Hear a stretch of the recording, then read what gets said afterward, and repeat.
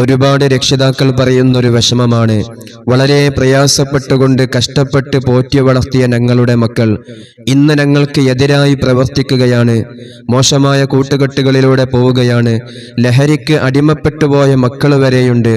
ആദ്യകാലങ്ങളിൽ 5 വക്ത നമസ്കാരവും നല്ല രൂപത്തിൽ ജീവിച്ചിരുന്ന മക്കളാണ്.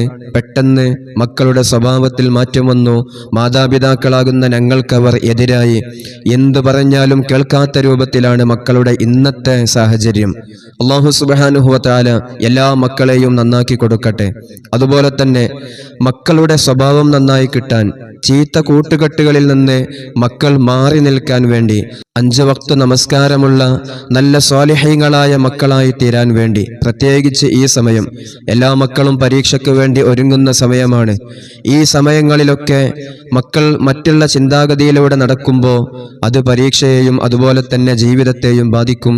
നല്ല സ്വാലിഹീങ്ങളായ മക്കളായി തീരാൻ വേണ്ടി പരിശുദ്ധമായ അസ്മാഉൽ ഹുസ്നയിലെ യാ റഖീബു യാ അല്ലാഹ്, യാ മുജീബു യാ അല്ലാഹ്, ഈ 2 ഇസ്മുകൾ ഒരുമിച്ച് യാ റഖീബു യാ മുജീബു യാ അല്ലാഹ് എന്നിങ്ങനെ 376 തവണ നമ്മൾ ചൊല്ലുക. നമ്മുടെ മക്കൾക്ക് വേണ്ടി അവരുടെ സ്വഭാവം നന്നായി കിട്ടാൻ, മോശമായ ചിന്താഗതികളിൽ നിന്ന് മാറി, മോശമായ കൂട്ടുകെട്ടുകളിൽ നിന്ന് മാറി നല്ല സ്വാലിഹീങ്ങളായ സന്താനങ്ങളായി കിട്ടാൻ വേണ്ടി മാതാപിതാക്കൾ ഈ 2 ദിക്റുകൾ പതിവാക്കുക.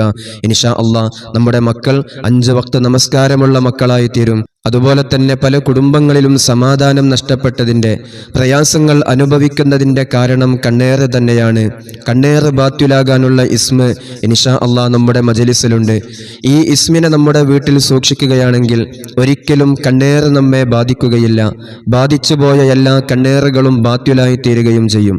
നല്ല രൂപത്തിൽ ജീവിച്ചിരുന്ന പല കുടുംബങ്ങളിലും തകർച്ച സംഭവിക്കുന്നതും, അതുപോലെ തന്നെ ഒരു നിലക്കും നമുക്ക് ഉയരാൻ സാധിക്കാത്തതും, അത് ബിസിനസ് സംബന്ധമായ മറ്റു രൂപത്തിലായാലും നമുക്കൊരു പുരോഗതി ലഭിക്കാത്തതിന്റെ കാരണം കണ്ണേറ് ബാധിച്ചതുകൊണ്ടാണ്.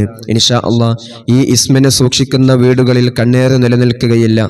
അതുപോലെ തന്നെ ഷോപ്പുകളിലും ബിസിനസിന്റെ സ്ഥാപനങ്ങളിലുമൊക്കെ ഈ ഇസ്മിനെ സൂക്ഷിക്കുകയാണെങ്കിൽ ഒരിക്കലും ആ സ്ഥാപനങ്ങളിൽ കണ്ണേറ് നിലനിൽക്കുകയില്ല, കണ്ണേറ് ഏൽക്കുകയുമില്ല. അള്ളാഹു നമുക്ക് തൗഫീഖ് നൽകട്ടെ.